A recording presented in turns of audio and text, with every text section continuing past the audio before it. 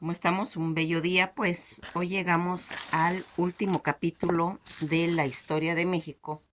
Hemos estado hablando pues de todos los presidentes últimamente, de los sexenios que abarcaron en cuestiones pues políticas y que hicieron toda esa mancuerna.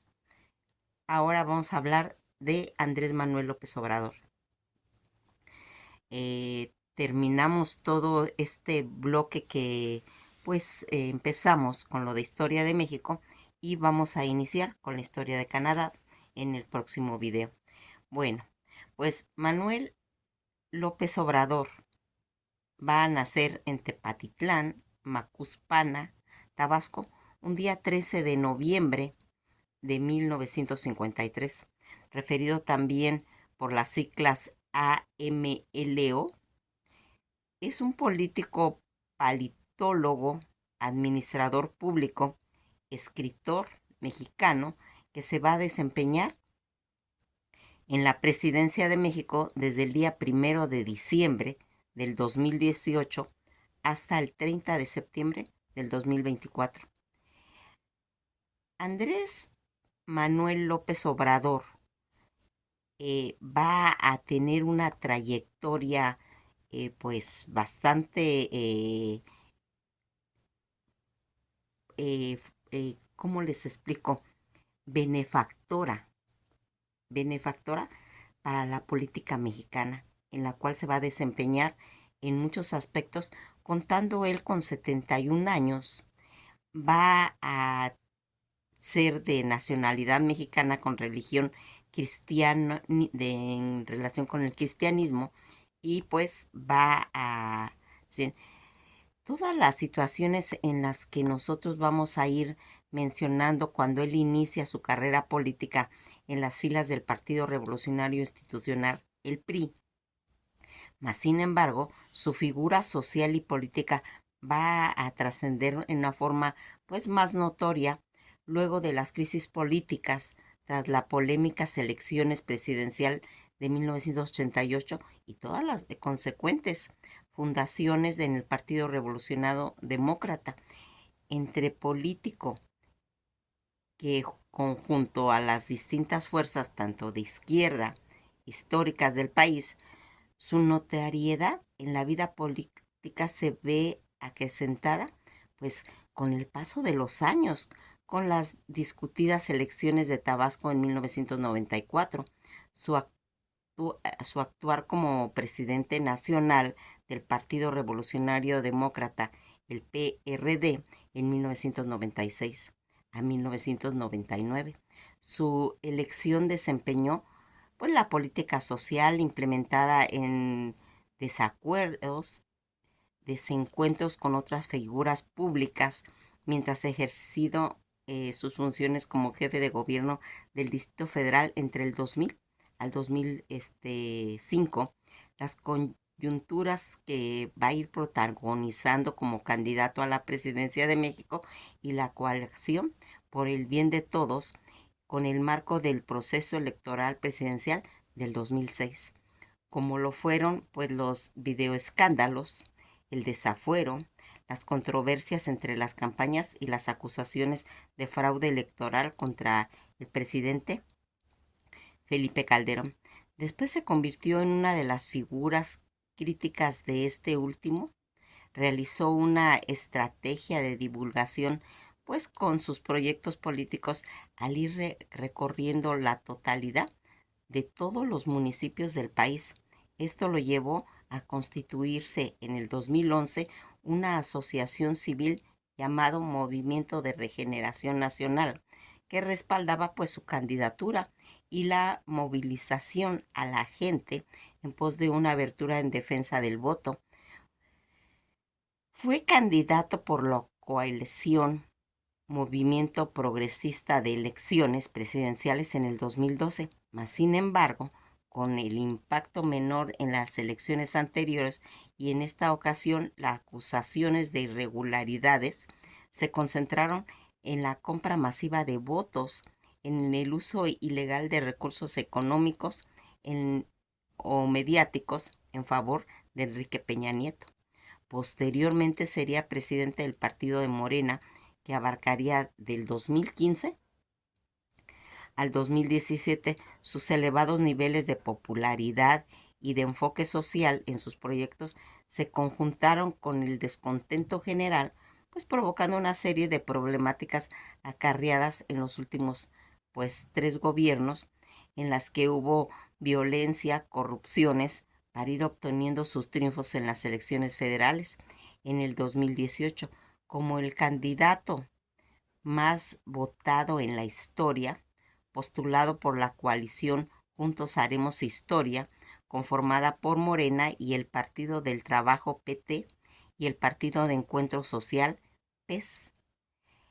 El énfasis en sus discursos, en sus temas como la corrupción, la distribución de riqueza, utilizando una retórica de indignación y en detrimento, pues, de otros asuntos, han ido motivando, entre otras razones, que la cataloguen de populista. Pues en algunos análisis políticos durante todo su gobierno se destacaron principalmente por la implementación de una política social que presentara, pues, las bases de un estado de bienestar, lo que dio como resultado la disminución por primera vez en la década de los niveles de pobreza, el sostenimiento a la estabilidad macroeconómica en sus principales indicadores, habiendo un crecimiento del PIB, tipo de cambio, ingresó consumos, tasas de inflación, tasas de desempleo, balanzas comerciales, reservas internacionales e inversiones extranjeras, a pesar de las previsiones menores o las coyunturas internas y externas a la habitación de obra de infraestructura que generaría un nuevo polo de desarrollo. En contraparte, tuvo pocos resultados favorables en cuestiones de salud y seguridad. Por otro lado, los 2 sistemas de asistencia sanitaria creados en su gobierno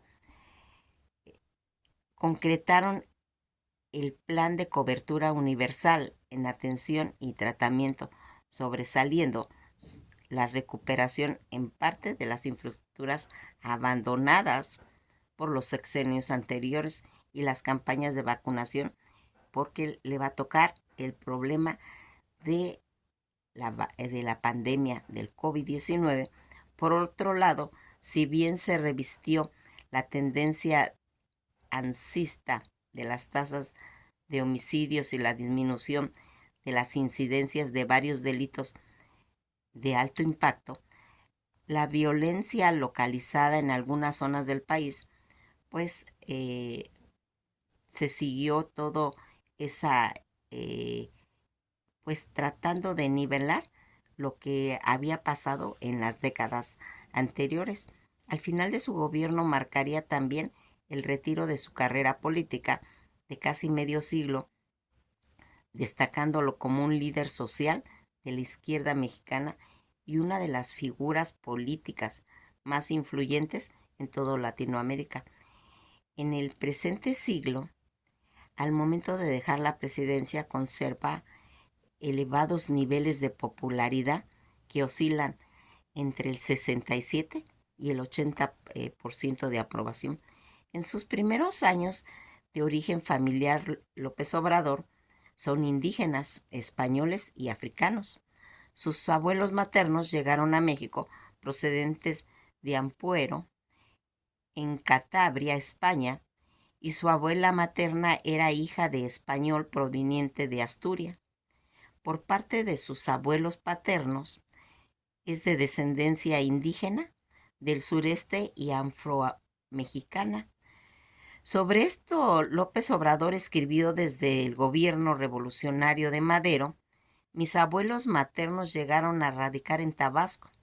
En España, los nombres antiguos tenían que ver con el oficio de la gente y por eso el apellido zapatero, carpintero, pescador o obrador.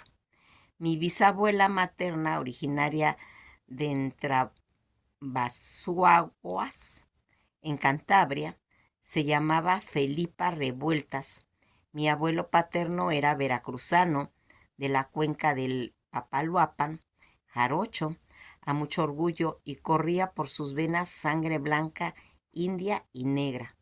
Nació en la casa de su familia el día 13 de noviembre de 1953 en la comunidad de Tepetitlán, perteneciente ahora al municipio de Macuspana, en el estado de Tabasco.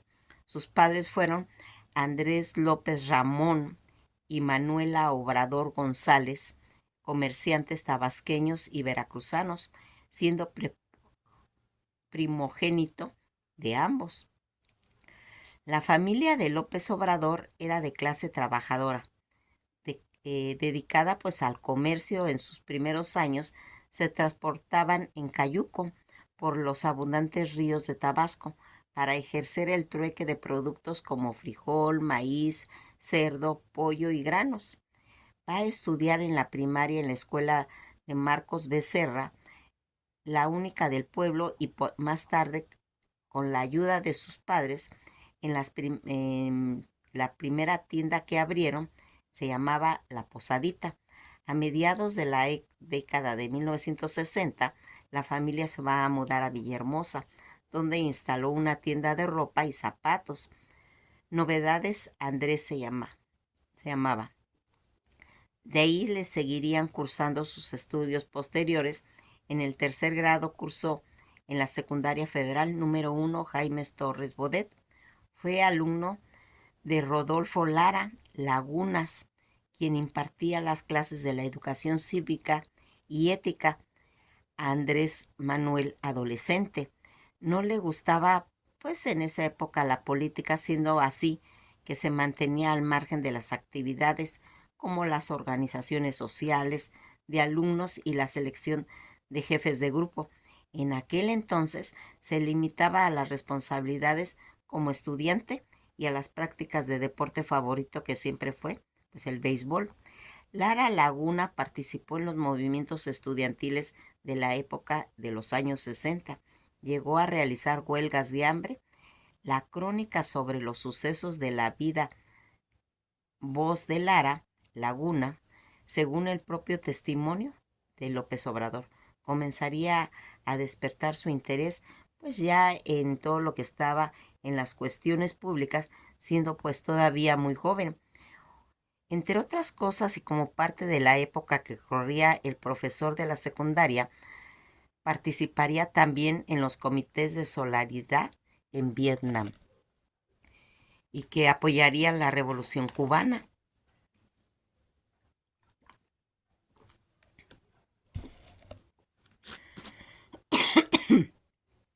Pues aunque en sus inicios como profesor fueron Coatepec, Morelos, para esos años un pueblo rural e indígena, pues de menos de 1,000 habitantes, a pesar de que en tiempo atrás había conocido personalmente a Rubén Jaramillo. Conoció allí también a una mujer mayor que solamente hablaba el náhuatl y que en su juventud había conocido a Emiliano Zapata, experiencia que a su vez despertó interés en la historia política debido a esa formación docente hasta entonces que había estado pues orientado a todo lo que sería la rama físico-matemáticas. Lara Laguna sería uno de las organizaciones del, del Frente Democrático Nacional en Tabasco, una activista pues más durante las acciones de la residencia civil contra el desafuero, y diputados federales del PRD. Por única vez habla en la 61 legislatura en el 2009 al 2012. A los 19 años, López Obrador se mudó a la Ciudad de México pues para estudiar la licenciatura en Ciencias Políticas y Administración Pública en la Universidad Nacional Autónoma de México, UNAM, que sería de 1973 a 1976, y presentó su tesis en 1987 titulándose con el título Proceso de Formación del Estado Nacional de México 1824 a 1867. En su época universitaria, vivió en la casa del estudiante tabasqueño en la calle de Violeta de la colonia Guerrero, en la delegación Cuauhtémoc, hoy alcaldía Cuauhtémoc, y que al igual que muchos otros jóvenes del interior de la República, acudían a la casa de los estudiantes en la capital del país, pues para poder tener ya unos estudios a niveles políticos.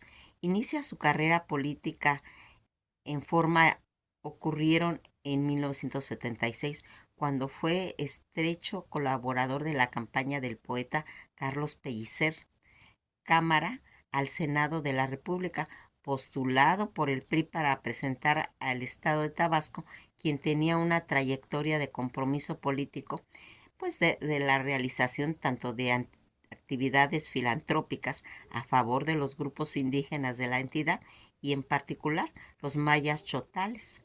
Se conocieron en una de las varias ocasiones en las que Pellicer, quien ya era un artista consumado y reconocido a niveles nacionales, recibió en su casa a un grupo de jóvenes administradores para conversar y hablar de literatura, organizar proyectos sociales, comunitarios. El joven López Obrador recorrería todo el estado de la mano del escritor, recorriendo y recogiendo problemas de la gente, haciendo propuestas y reivindicando a los derechos de los pueblos indígenas. En su estado natal se desempeñó luego como director de estudios sectoriales en la Secretaría de Promoción Local e impartiría algunos cursos en la Universidad Juárez Autónoma de Tabasco. Laboró después como delegado de la Coordinación General del Plan Nacional de Zonas Deprimidas en el Grupos Marginados Copramar, y allí tuvo sus primeras experiencias de trabajo en la mano de los sectores sociales vulnerables, y en 1977 fue nombrado director del Centro de Coordinador Indigenista Chotal, delegación en el estado del Instituto Nacional Indigenista, en donde llevó a cabo las ediciones de libros en lenguas indígenas y establecimientos en los primeros camellones para la agricultura en la entidad.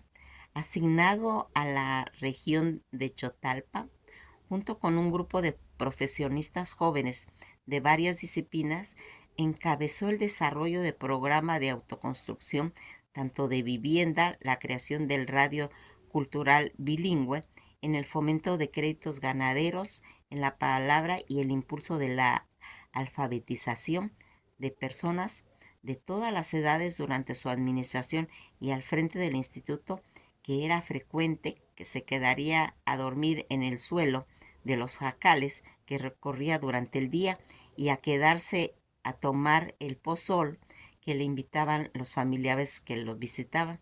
En ese año, esa responsabilidad que tuvo, esa oportunidad de ser visitado en algunas ocasiones por académicos de ciencias sociales y antropólogos, quienes estaban interesados en conocer de primera mano pues los dichos acerca de sus exitosas gestiones.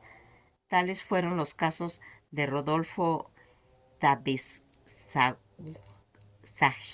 y Guillermo Buenfil Batalla. Por otra parte, la escritora polaca Irena Machazak, con motivo de una visita en la zona indígena de Tabasco, dejó escrito en su libro Cartas de Salomón el siguiente testimonio. Las personas del director del INI se hizo un poco mística. En la región todos sabemos que se le puede encontrar en su oficina solo entre las 7 y 8 de la mañana. Después sale para supervisar las actividades en el campo.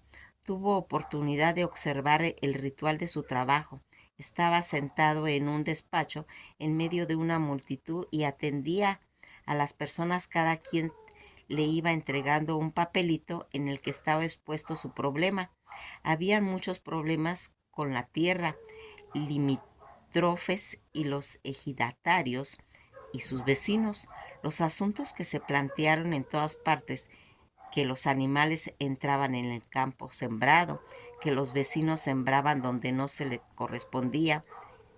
También había problemas en la construcción de viviendas y otros que no se pueden pues captar bien porque los diálogos entre directores y las personas interesadas eran muy breves y muy eficaces. El director que entregaba en cada asunto iba resolviendo los problemas casi de inmediato. Nada de burocracia, nada de pedir requisitos y nada de que mañana. El director, como se sabe, tenía 26 años y parece que para él no había tiempo que perder. Eso no quiere decir que no se le sintiera impaciente, nada de eso. Todo era resuelto con mayor atención y con mayor respeto posible, pero la idea de que no tenía tiempo para perder estaba en el aire, en el mismo ritmo con que arreglaba los asuntos, en el mismo ritual que parecía ser bien reconocido por todos, la eficacia en una palabra. Eso comentó esta mujer acerca del trabajo de Andrés López Obrador en su desempeño al frente de la institución que conduciría en su otro mentor político luego de Pellicer, Enrique González Pedrero, quien además había sido maestro suyo en la Facultad de Ciencias Políticas Sociales de la Universidad Autónoma de México. González Pedrero recorrería junto a su esposa Julieta Campos la región Chotalpa con la guía de López Obrador para conocer todo el progreso de las obras. González Pedrero sería luego electo gobernador del estado desde 1982 y convocaría a López Obrador para desempeñar varias actividades en su gobierno. El 13 de marzo de 1880 se casó con Rocío Beltrán Medina, a quien conoció en la Universidad Juárez Autónoma de Tabasco, un año antes, mientras daba clases de sociología en la Escuela de Ciencias de Educación en 1982. Nació su primer hijo, José Ramón Beltrán. En ese mismo año fue director del Centro de Estudios Políticos Económicos Sociales del PRI y la primera campaña de González Pedrero en la gobernatura, y en enero de 1986 fue nombrado presidente del Comité Directivo Estatal PRI. Al frente de ese cargo trabajó con el gobernador Pedrejo en la idea de alcanzar una reforma histórica al interior del PRI para postularse candidato a la presidencia municipal por el voto directo de la militancia en el partido, es decir, la democratización, algo que en algunos medios hubo intentado Carlos Alberto Madrazo Becerra en el gobierno de Díaz Ordaz y antes de ser obligado a renunciar. Este plan comenzó con la primera elección democrática en los dirigentes del Comité Selección del PRI y el Estado, con el que generó pues inconformidad por parte del alcalde, quien antes de designarlo por dedazo y que al poco tiempo debería presentar su renuncia, convencido de que la reforma del PRI era imposible, fue luego nombrado durante un largo muy breve oficial mayor de gobierno estatal, presentando su renuncia, pues al prever las nuevas presiones políticas, las que sería objeto, dirigió para ello una escueta carta de renuncia al gobernador González Pedrero: ciudadano gobernador, desde siempre he dedicado mi trabajo a servir a la mayoría. Hoy a usted me dirijo la oportunidad de ocupar el honroso cargo de oficial mayor del gobierno, que siento me aleja de ese propósito fundamental. En consecuencia, le estoy presentando mi renuncia con carácter irrevocable. Antes su salida definitiva del gobierno local, se le ofreció la candidatura a la presidencia municipal de Macuspana como un último esfuerzo de evitarse su ruptura. No obstante, declinó el cargo.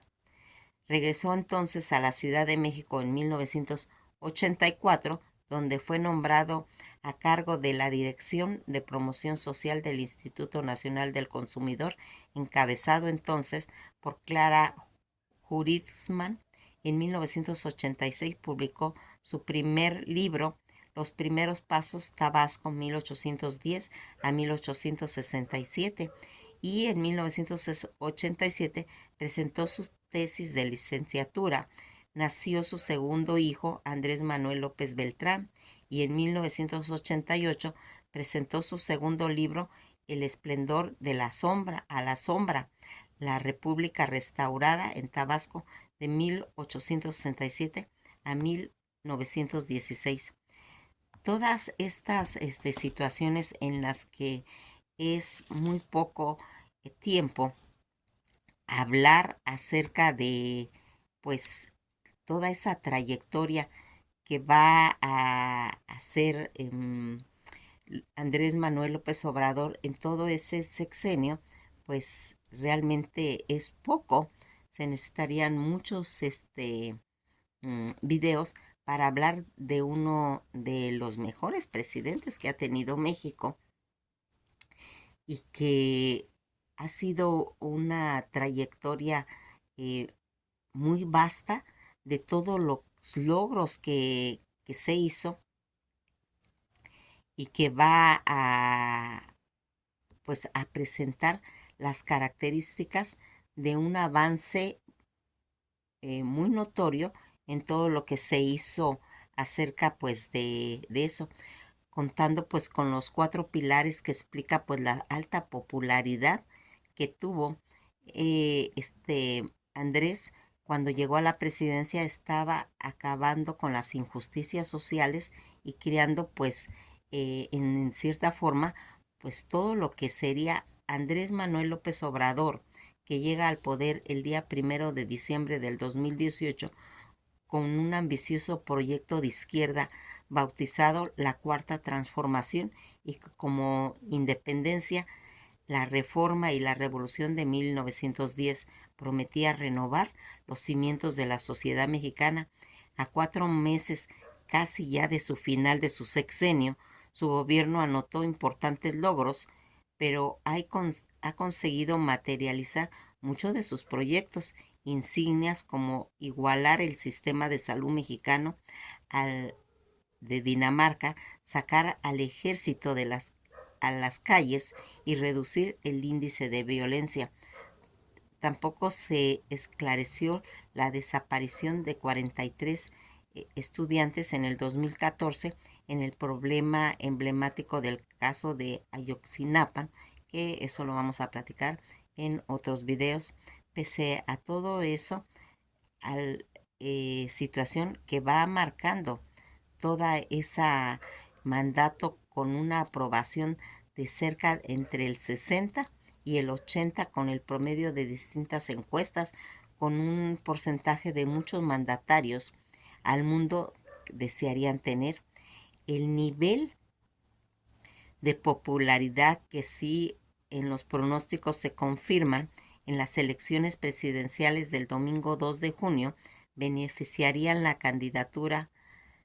la candidata oficial, que más adelante hablaremos. Nos referimos a Claudia Sheinbaum, que llega a los comicios como favorita sobre la rival Xóchitl Gálvez y Jorge Álvarez Maínez, con márgenes tan amplios como los que había logrado López Obrador hace 6 años, y que van a implementar pues toda esa trayectoria. La economía y los programas sociales, entre las promesas con las que Andrés llegó a la presidencia, estaban acabar pues con la injusticia social, crear en México un estado de bienestar, un objetivo ambicioso, y un país enorme con altas tasas de pobreza y desigualdad. 6 años después, y aunque no se han producido cambios estructurales en esos sentidos, los expertos coinciden en que muchos mexicanos han visto mejorar sus ingresos y tienen más acceso al dinero. Una de las grandes razones detrás de mejorar el gigantesco aumento de salario mínimo impulsado por el gobierno, que lo incrementó casi a un 120% sobre la inflación. Es decir, después de 35 años de estancamiento durante los sexenios, Andrés, el poder adquisitivo real aumentó más del doble, según los datos de la Comisión Nacional de los Salarios Mínimos, CONASAMI. Y uno de los logros que se le reconocen al partidario opositor, empresarios y sin lugar a duda, quienes han sido beneficiarios, es popular porque se ha dado resultados en las bases, dijo el BBC Mundial Viri Ríos, analista e instructora de la Escuela de Verano de la Universidad de Harvard.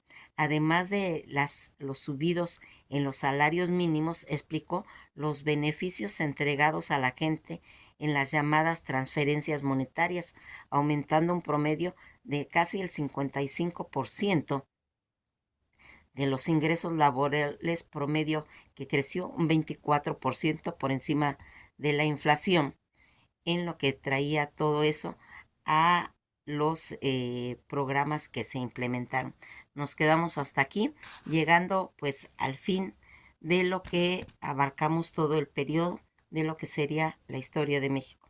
Vamos a seguir hablando, por supuesto, de los eventos que ocurren en la Ciudad de México, pero ya nos transportamos a hablar ya de la historia de Canadá. Que pasen un bello día y esto ha sido todo por hoy.